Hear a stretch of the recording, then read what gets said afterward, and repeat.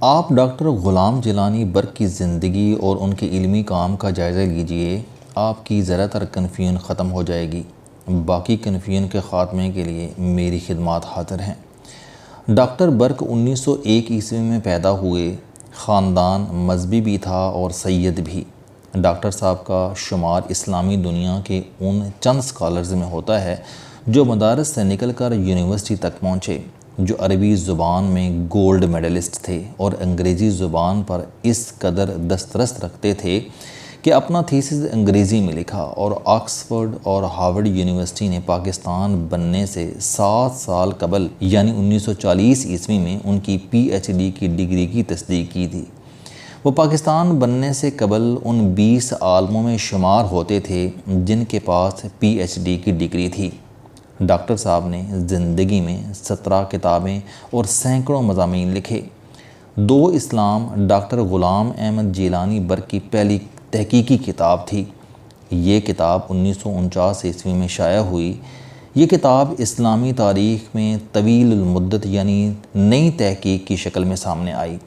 وہ عالموں کا زمانہ تھا۔ اس زمانے میں 2 اسلام کے بارے میں 2 آراء سامنے آئیں۔ علماء کرام، صوفیاء کرام اور پڑھے لکھے طبقے نے کتاب کو بے انتہا پسند کیا، جبکہ مولوی حضرات، ملاؤں اور جیلی پیروں کی طرف سے اس پر شدید نکتہ چینی ہوئی، لیکن اس تنقید کے باوجود یہ کتاب مسلسل شائع ہوتی رہی۔ ڈاکٹر صاحب کی دوسری تصنیف 2 قرآن تھی۔ یہ کتاب 1942 عیسوی میں برصغیر کے مشہور دینی اور علمی جریدے البیان میں قسط وار شائع ہوئی۔ 2 قرآن کی اقساط 14 ماہ تک جاری رہیں۔ یہ اقساط بعد ازاں کتاب کی شکل میں شائع ہوئیں۔ ڈاکٹر صاحب کی تیسری تصنیف 1 اسلام تھی۔ یہ کتاب 1952 عیسوی میں شائع ہوئی۔ آپ اگر 2 اسلام، 2 قرآن اور 1 اسلام کے بارے میں تحقیق کریں تو یہ تینوں کتابیں 1940 سے لے کر 1952 عیسوی کے دوران لکھی گئیں اور یہ شائع ہوئیں۔ یہ تینوں کتابیں اسلام کے علمی پہلو پر مبنی تھیں۔ یہ انسان کو کام پر راغب کرتی تھیں۔ یہ مسلمانوں کو اللہ کی فلسفی بتاتی تھیں۔ ان کتب کا مرکزی نقطہ عمل کام، سعی اور تحقیق تھا۔ ڈاکٹر صاحب اہل ایمان کو یہ بتانا چاہتے تھے کہ یہ دنیا اس کی ہے جو محنت کرے گا۔ آپ کو کھیتوں سے لے کر فیکٹریوں تک اور سکولوں سے لے کر لیبارٹری تک دن رات ایک کرنا ہوگا۔ آپ تب جا کر زندگی میں آرام اور آسائش پا سکیں گے۔ اللہ تعالیٰ پوری کائنات کا رب ہے۔ یہ ٹام کا بھی اتنا ہی خدا ہے جتنا یہ عبد الرحمن کا ہے۔ اللہ محنت پسند کرتا ہے۔ یہ محنت کرنے والوں کو کبھی مایوس نہیں کرتا۔ لوئی پاسچر ہو، نیوٹن ہو، مادام کیوری ہو یا آئنسٹائن ہو، یا پھر الخوارزمی، ابو علی سینا اور امام غزالی ہوں، دنیا میں جو محنت کرے گا اللہ تعالیٰ اسے نوازے گا۔ ڈاکٹر صاحب چاہتے تھے کہ مسلمان خانقاہوں تک محدود نہ ہوں۔ یہ وظائف کے ذریعے دنیا مسخر کرنے کی کوشش بھی نہ کریں، یہ محنت کریں، علم حاصل کریں اور اپنی دنیا آپ پیدا کریں۔ ڈاکٹر صاحب تاریخ اسلام کے نباز تھے۔ وہ سمجھتے تھے کہ غیر مسلموں کے ہاتھوں مسلمانوں کی 128 ریاستیں تباہ ہوئیں۔ چنگیز خان، ہلاکو خان اور فرڈینینڈو نے مسلمانوں کی ایسی لائبریریاں جلا کر راکھ بنا دیں جس میں صحابہ رضی اللہ تعالیٰ عنہ کے ہاتھوں سے لکھے ہوئے قرآن مجید اور اماموں کے ہاتھوں سے تحریر احادیث کے نسخے تھے۔ عیسائیوں نے مسجد قرطبہ کو چرچ بنا دیا۔ ہلاکو خان نے مساجد میں گھوڑے باندھ دیے، لیکن مسلمانوں کی مدد کے لیے آندیاں آئیں، زلزلے اترے اور نہ ہی دشمن کا راستہ روکنے کے لیے سیلاب بھجوائے گئے۔ ہلاکو خان، چنگیز خان اور فرڈینینڈو کا دور کتب اور ابدال کا زمانہ تھا۔ آپ حضرت شیخ عبد القادر جیلانی، حضرت داتا گنج بخش رحمۃ اللہ علیہ، حضرت محی الدین چشتی اجمیری اور حضرت نظام الدین اولیاء کا زمانہ نکالیں۔ یہ عظیم روحانی شخصیات، ان کے مقابر اس وقت شاد اور آباد تھے۔ ہلاکو خان نے فروری 1258 عیسوی میں بغداد پر حملہ کیا۔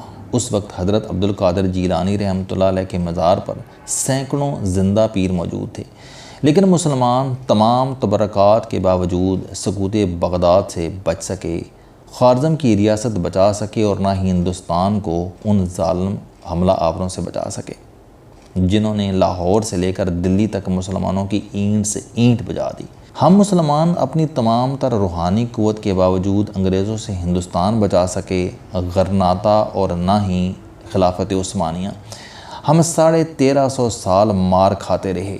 ڈاکٹر صاحب کا خیال تھا کہ مسلمانوں کو اسلام کا اصل پیغام سمجھنا ہوگا، انہیں علم، دفاع اور معیشت تینوں پر توجہ دینی چاہیے۔ انہیں دعا سے قبل کھیت میں ہل جوتنا ہوگا، زمین میں بیج بونا ہوگا اور کھیت کو پانی دینا ہوگا، ورنہ دوسری صورت میں صرف دعا سے فصل نہیں اگ سکے گی۔ ڈاکٹر غلام جیلانی برق کا یہ پیغام ہندوستان کے مسلمانوں کے لیے اجنبی تھا۔ ہم ہندوستانی مسلمانوں کو ایک طویل عمل کے ذریعے عملی اسلام سے دور کر دیا گیا تھا، اور ہم نے یقین کر لیا تھا کہ اللہ نے دنیا غیر مسلموں اور آخرت مسلمانوں کے لیے وقف کر دی ہے، اور ہم اگر آخرت میں سرفراز ہونا چاہتے ہیں تو پھر ہمیں دنیا میں رسوا ہونا پڑے گا۔ ہمارے ذہن میں یہ راسخ کر دیا گیا تھا کہ یہ دنیا دنیاوی کتوں کے لیے ہے، چنانچہ ہم نے دفاع، علم، تحقیق، انڈسٹری اور معیشت دنیاوی کتوں پر چھوڑ دی اور اپنے لیے ان کتوں کی غلامی پسند کر لی۔ یوں دنیاوی کتے اہل ایمان کے حکمران بن گئے۔ دنیا مسائل کا حل تلاش کرتی رہی۔ یہ اینٹی بایوٹک گاڑیاں، جہاز، کیڑے مار ادویات اور میزائل بناتی رہی، اور ہم وظائف، پھونکوں اور تعویذوں کے ذریعے دشمنوں کی توپوں میں کیڑے پڑنے کا انتظار کرتے رہے۔ ہمیں یقین دلایا گیا تھا کہ تم صرف عبادت کرو، وظائف اور پھونکے مارو اور غیروں کو کام کرنے دو۔ چنانچہ پورا عالم اسلام دنیاوی کتوں کا غلام ہو کر رہ گیا۔ ہم نے اپنی غلامی کو امر ربی بھی بنا لیا تھا۔ ہم اسے اللہ کا حکم سمجھ کر چپ چاپ بیٹھ گئے تھے۔ ہم نے اپنے زوال، اپنی غربت اور اپنی مصیبتوں کو روحانیت کی شکل بھی دے دی تھی۔ ڈاکٹر صاحب کی سوچ سمجھوتے کی غلامی کے جوڑ میں بھاری بھرکم پتھر ثابت ہوئی، اور ملک پاکستان میں ان پر اعتراضات شروع ہو گئے۔ لوگوں نے دعویٰ کیا کہ ڈاکٹر غلام جیلانی برق روحانیت کے خلاف ہیں، یہ احادیث کو بھی تسلیم نہیں کرتے۔ یہ پروپیگنڈا غلط تھا، کیونکہ ڈاکٹر صاحب نے زندگی کا بڑا حصہ احادیث پر صرف کیا تھا۔ یہ سید زادے بھی تھے، اور ان کے والد کا نام محمد قاسم تھا۔ یہ گاؤں لسبال میں امام مسجد بھی تھے، اور یہ بیعت بھی کرتے تھے۔ ڈاکٹر صاحب نے 1960 عیسوی میں روحانیت کی مخالفت کا داغ دھونے کے لیے من کی دنیا لکھی۔ یہ کتاب روحانیت کے بارے میں تھی۔ ڈاکٹر صاحب نے من کی دنیا میں ان مغربی علماء اور اسکالرز کے حوالے دیے جو مسلمان نہیں تھے، لیکن اس کے باوجود اسلام کی روحانیت سے اتفاق کرتے تھے۔ یہ کتاب 1960 میں شائع ہوئی تھی۔ آپ اب ڈاکٹر غلام جیلانی برق کے کام کا جائزہ لیجئے۔ 2 اسلام 1949 عیسوی میں شائع ہوئی، 2 قرآن 1942 عیسوی میں البیان میں شائع ہونے لگی، 1 اسلام 1952 میں شائع ہوئی، اور من کی دنیا 1960 میں سامنے آئی۔ ڈاکٹر غلام جیلانی برق 12 مارچ 1985 عیسوی تک حیات رہے۔ ڈاکٹر صاحب 1960 کے بعد 1985 تک 25 سال حیات رہے۔ اس عرصے میں انہوں نے سینکڑوں صفحات پر مشتمل مضامین اور 10 کے قریب کتابیں بھی لکھیں۔ ڈاکٹر صاحب کے انتقال تک ان کی 4 کتب شائع ہوتی رہیں۔ ڈاکٹر صاحب کی حیات میں 2 اسلام کا آخری ایڈیشن 1981 عیسوی میں شائع ہوا، لیکن ڈاکٹر صاحب نے انتقال تک اپنی کسی تحریر، اپنے کسی انٹرویو میں نہیں فرمایا کہ میں اپنی سابق کتابوں پر نادم ہوں یا میرا سارا کام دور جاہلیت میں لکھا گیا۔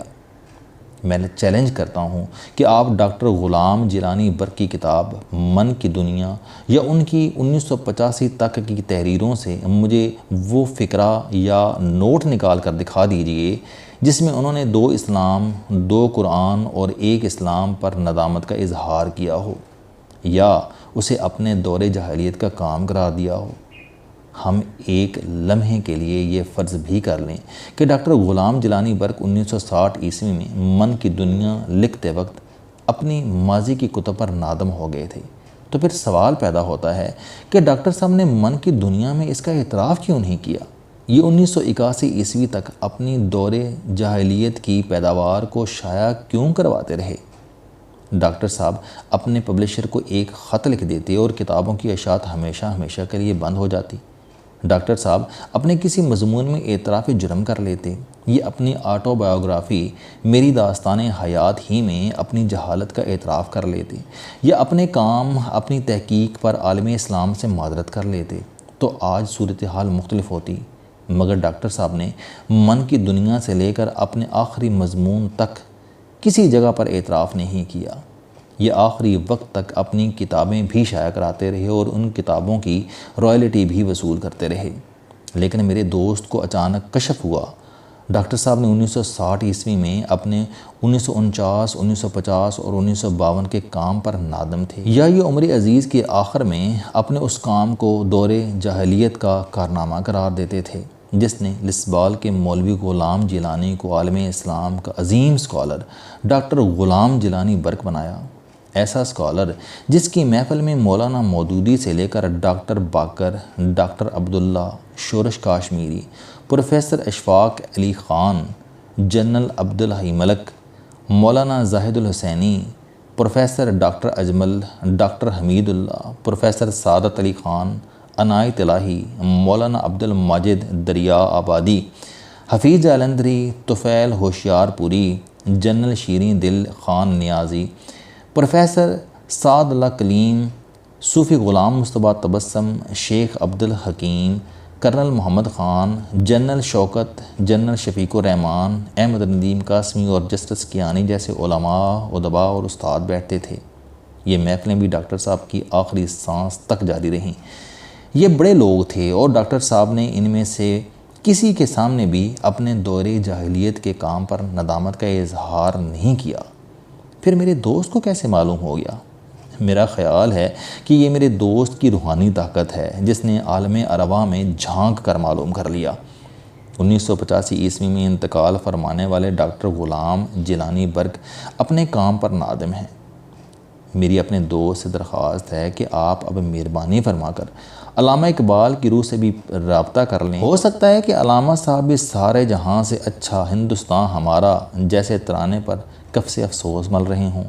آپ اپنی روحانیت کے ذریعے قوم کو گوادر کاشگر روٹ پر قائد اعظم کی رائے سے بھی مطلع فرما دیں تاکہ قوم بانی پاکستان کے تازہ ترین خیالات سے مستفید ہو سکے، اور اگر ہو سکے تو ملکہ سبا کو بھی اطلاع کر دیں کہ آپ کے یمن پر حوثیوں کا قبضہ ہو چکا ہے۔ السلام علیکم دوستو، علم دوستی چینل بنانے کا مقصد موٹیویشنل اور زندگی بدل دینے والی کہانیاں آپ تک پہنچانا ہے۔ مجھے خوشی ہے کہ آپ احباب کو یہ ویڈیوز بہت پسند آ رہی ہیں۔ کوئی بھی شخص جو مایوسیوں میں گھرا ہو یا کوئی بھی شخص جو اپنی زندگی مثبت انداز سے گزارنا چاہتا ہے، اس کے لیے یہ چینل لائف چینجنگ ثابت ہوگا۔ میرا دعویٰ ہے کہ کوئی بھی شخص اگر اس چینل کی ویڈیوز دیکھ اور سن لے گا تو اس کی زندگی بدل جائے گی۔ اگر آپ کو یہ چینل پسند آئے تو اسے سبسکرائب کرنا نہ بھولیں تاکہ ہر نئی آنے والی ویڈیو آپ تک پہنچ سکے۔ اس ویڈیو کو دوسروں تک ضرور پہنچائیں کیونکہ یہ صدقہ جاریہ ہے۔